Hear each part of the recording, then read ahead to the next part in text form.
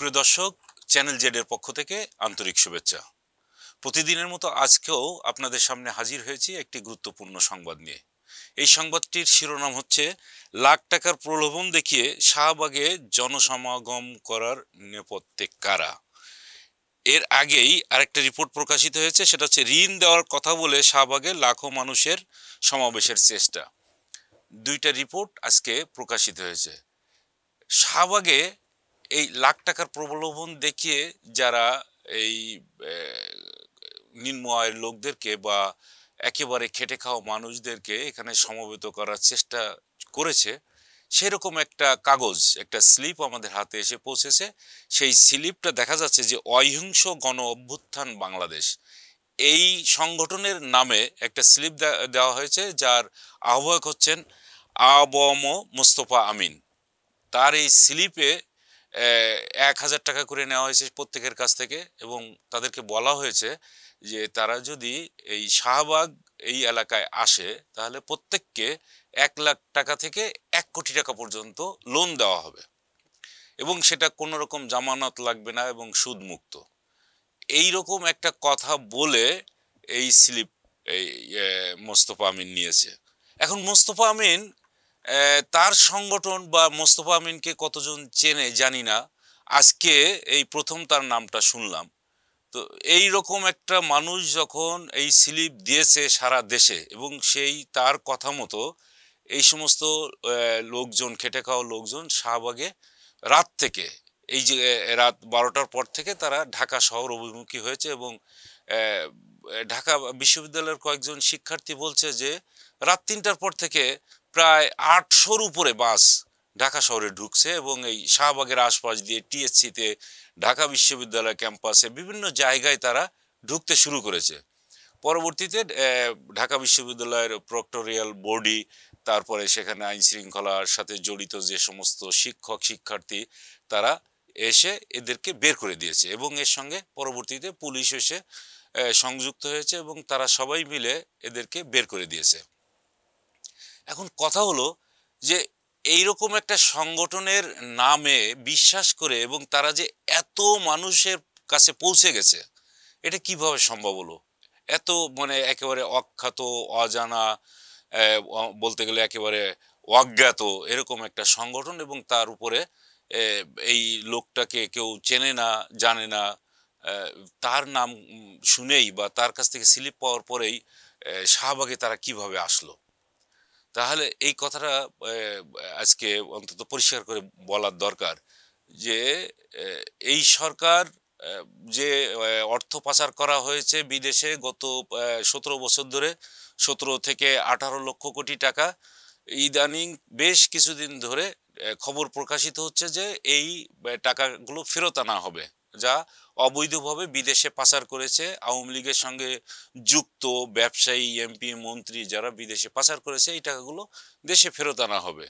তো ফেরত আনা হলে পরে সেই টাকা লোন দেওয়া হবে কিংবা কাদের দেওয়া হবে, সেই দায়িত্ব কিভাবে এই আবম মোস্তফা আমিন নিয়ে নিল, এটা একটা বিস্ময়কর ব্যাপার।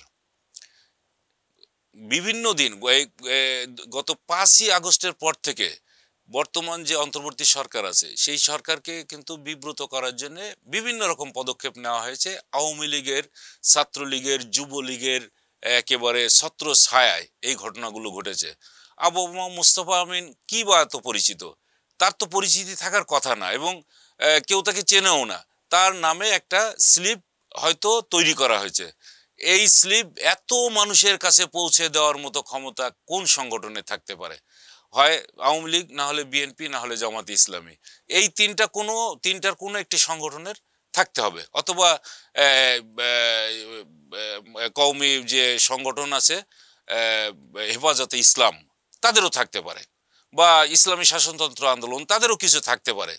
একেবারেই আবু মোস্তফা আমিনের থাকবে, এটা একেবারেই বিশ্বাসযোগ্য নয়। তাহলে এই যে সংগঠনগুলোর নাম বললাম, তারা কিন্তু কোনো অবস্থাতেই বর্তমান সরকারকে বিব্রত করার জন্য চেষ্টা চালাচ্ছে না। তাহলে কারা চালাচ্ছে? আওয়ামী লীগ, যুবলীগ, ছাত্রলীগ, যারা নিষিদ্ধ ঘোষিত ছাত্রলীগ। তো এইরকম সংগঠন এই ধরনের একটা বিব্রতকর অবস্থায় ফেলার জন্যে তারা এই শাহবাগের এই সমাবেশের ডাক দিয়েছে, এবং খুব মুখরোচক একটা সাবজেক্ট তারা সামনে নিয়ে আসছে, যে এদেরকে তারা লোন দিবে 1,00,000 টাকা থেকে 1 কোটি টাকা, যেখানে কোনো রকম জামানত লাগবে না। তাহলে জামানত লাগবে না এই রকম কথা শুনেও কিন্তু মানুষজন সব 1,000 টাকা করে দিয়েছে। এখান থেকে ওই নামে টাকা তো উঠেছে। এই টাকা কার পকেটে গেছে এখনো পর্যন্ত আমরা হয়তো জানি না, কিন্তু আইন শৃঙ্খলা রক্ষাকারী নিশ্চিতভাবে এই আবু মোস্তফা আমিনকে গ্রেপ্তার করবে বা ধরবে, এটা আমরা নিশ্চিত। কোনো না কোনোভাবে ধরা পড়বে এবং কি পরিমাণ টাকা সে নিয়েছে, হাতিয়ে নিয়েছে এই সমস্ত মানুষের কাছ থেকে, সেটা অবশ্যই উদ্ধার করা জরুরি। পাশাপাশি জরুরি যেটা, যে এই ধরনের কর্মকাণ্ডে লিপ্ত কিন্তু শুধুমাত্র আমরা এই 5ই আগস্টের পর থেকে দেখে আসছি আওয়ামী লীগ। তারা এই প্রথমে করেছিল আনসার বিদ্রোহ ঘটানোর একটা চেষ্টা চালিয়েছিল। আনসারদেরকে তারা ঢাকা শহরে এনেছিল, তাদেরকে দিয়ে এই সরকারের বিরুদ্ধে একটা অভ্যুত্থান ঘটানো বা সচিবালয় ঘেরাও করে সরকারের বিরুদ্ধে একটা মানে অভ্যুত্থান ঘটিয়ে তারা নেপথ্যে থাকবে।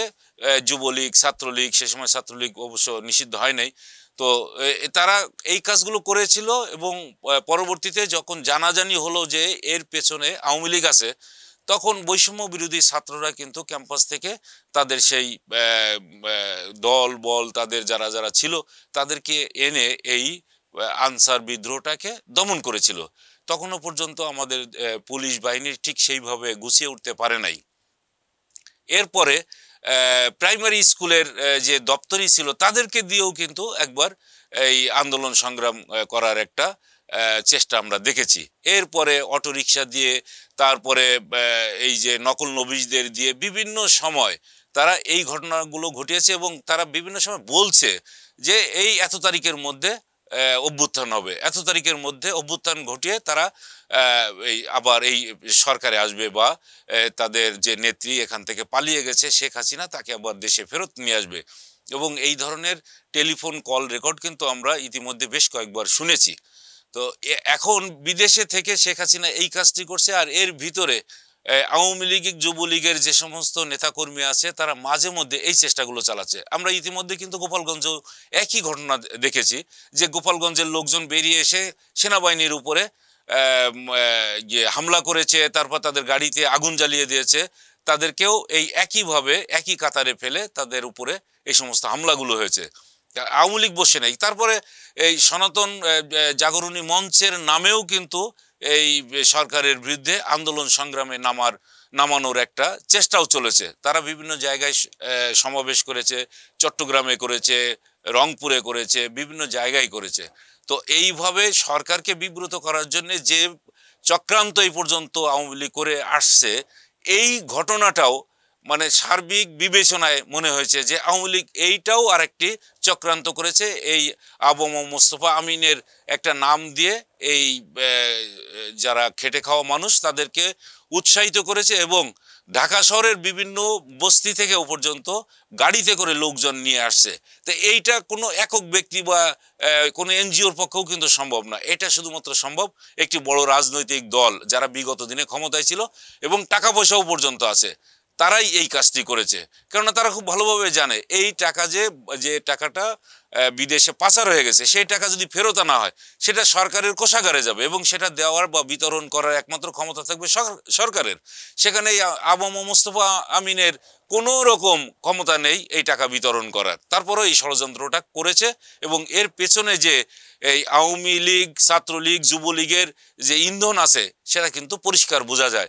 তো এইটা বেশ কয়েকজন স্টুডেন্ট লিডার যারা বৈষম্য বিরোধী ছাত্র আন্দোলনে, তারাও কিন্তু স্টেটমেন্ট দিয়েছে। এর মধ্যে আমি দেখতে পাচ্ছি হাজী মোহাম্মদ মহসিন হলের শিক্ষার্থী আশিকুর রহমান সাকিব বলেন যে শাহবাগের সমাবেশের কথা বলে আওয়ামী লীগ বিভিন্ন জায়গা থেকে মানুষ নিয়ে আসার পরিকল্পনা করেছে। সে অনুযায়ী আজ রাতে, মানে এই যে গত রাত গেল, আজ রাত থেকেই বাস ট্রাকে করে লোকজন বিশ্ববিদ্যালয় এলাকায় আসতে থাকে। সকালের দিকে যানবাহন ও লোকের সংখ্যা অনেক বেড়ে যায়, পরে শিক্ষার্থীরা গিয়ে সেগুলো বিতাড়িত করে। আমার মনে হয় গভীর ষড়যন্ত্রের অংশ এটা। দেশকে অস্থিতিশীল করতেই এমনটা করা হচ্ছে। ষড়যন্ত্র আগেও হয়েছে, এখনো হচ্ছে এবং এই ষড়যন্ত্র কোনো অবস্থাতে এই সরকারের পিছু ছাড়ছে না।